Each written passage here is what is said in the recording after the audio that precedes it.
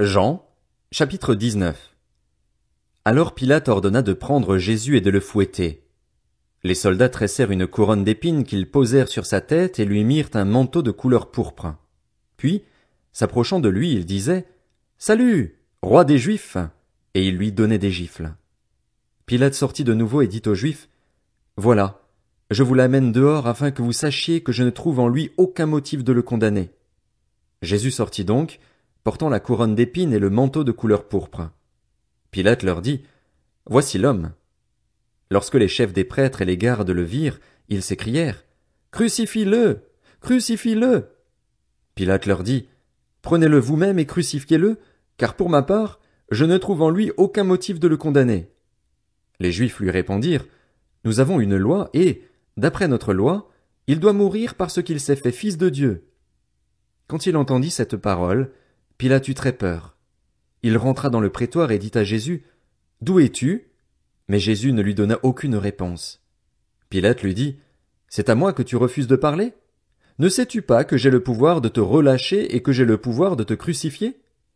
Jésus répondit « Tu n'aurais aucun pouvoir sur moi s'il ne t'avait pas été donné d'en haut. C'est pourquoi celui qui me livre à toi est coupable d'un plus grand péché. » Dès ce moment-là, Pilate chercha à le relâcher, mais les Juifs criaient « Si tu le relâches, tu n'es pas l'ami de l'empereur. Tout homme qui se fait roi se déclare contre l'empereur. » Après avoir entendu ces paroles, Pilate amena Jésus dehors et siégea au tribunal à l'endroit appelé le pavé, en hébreu Gabbatha. C'était le jour de la préparation de la Pâque, il était environ midi. Pilate dit aux Juifs « Voici votre roi. » Ils s'écrièrent alors « À mort! À mort! Crucifie-le » Pilate leur dit « Dois-je crucifier votre roi ?» Les chefs des prêtres répondirent « Nous n'avons pas d'autre roi que l'empereur. » Alors il le leur livra pour qu'il soit crucifié. Ils prirent donc Jésus et l'emmenèrent. Jésus, portant sa croix, sortit de la ville pour aller vers l'endroit appelé le crâne, qui se dit en hébreu Golgotha. C'est là qu'ils le crucifièrent, et avec lui 2 autres, un de chaque côté et Jésus au milieu.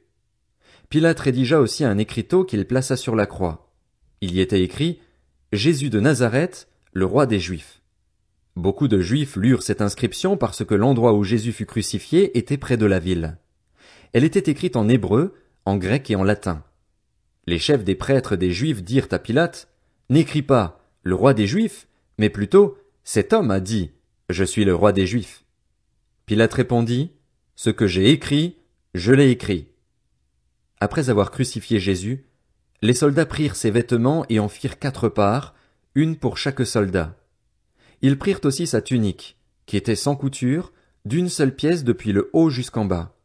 Ils se dirent entre eux, « Ne la déchirons pas, mais tirons au sort pour savoir à qui elle sera. » C'est ainsi que s'accomplit cette parole de l'Écriture. Ils se sont partagés mes vêtements et ils ont tiré au sort mon habit. Voilà ce que firent les soldats. Près de la croix de Jésus se tenait sa mère, la sœur de sa mère, Marie la femme de Clopas et Marie de Magdala. Jésus vit sa mère et, près d'elle, le disciple qui l'aimait. Il dit à sa mère, « Femme, voici ton fils. » Puis il dit au disciple, « Voici ta mère. » Dès ce moment-là, le disciple l'a pris chez lui. Après cela, Jésus, qui savait que tout était déjà accompli, dit, afin que l'écriture se réalise pleinement, « J'ai soif. » Il y avait là un vase plein de vinaigre. Les soldats en remplirent une éponge, la fixèrent à une branche d'hysope et l'approchèrent de sa bouche. Quand Jésus eut pris le vinaigre, il dit « Tout est accompli. » Puis il baissa la tête et rendit l'esprit. C'était la préparation de la Pâque et ce sabbat allait être un jour solennel. Craignant que les corps ne restent en croix pendant le sabbat, les Juifs demandèrent à Pilate qu'on brise les jambes aux crucifiés et qu'on enlève les corps. Les soldats vinrent donc briser les jambes du premier, puis du second des condamnés qui avait été crucifié avec Jésus. Quand ils s'approchèrent de lui, ils virent qu'il était déjà mort. Ils ne lui brisèrent pas les jambes, mais un des soldats lui transperça le côté avec une lance et aussitôt il en sortit du sang et de l'eau. Celui qui a vu ces choses en rend témoignage et son témoignage est vrai. Il sait qu'il dit la vérité afin que vous croyiez aussi. En effet, cela est arrivé afin que ce passage de l'Écriture soit accompli. Aucun de ces os ne sera brisé. Ailleurs, l'Écriture dit encore, ils verront celui qu'ils ont transpercé. Après cela, Joseph d'Arimathée, qui était disciple de Jésus, mais en secret par crainte des chefs juifs, demanda à Pilate la permission d'enlever le corps de Jésus. Pilate le lui permit. Il vint donc et enleva le corps de Jésus. Nicodème, l'homme qui auparavant était allé trouver Jésus de nuit, vint aussi. Il apportait un mélange d'environ 30 kilos de myrrhe et d'aloès. Ils prirent donc le corps de Jésus et l'enveloppèrent de bandelettes, avec les aromates, comme c'est la coutume d'ensevelir chez les Juifs. Or, il y avait un jardin à l'endroit où Jésus avait été crucifié, et dans le jardin un tombeau neuf où personne encore n'avait été mis.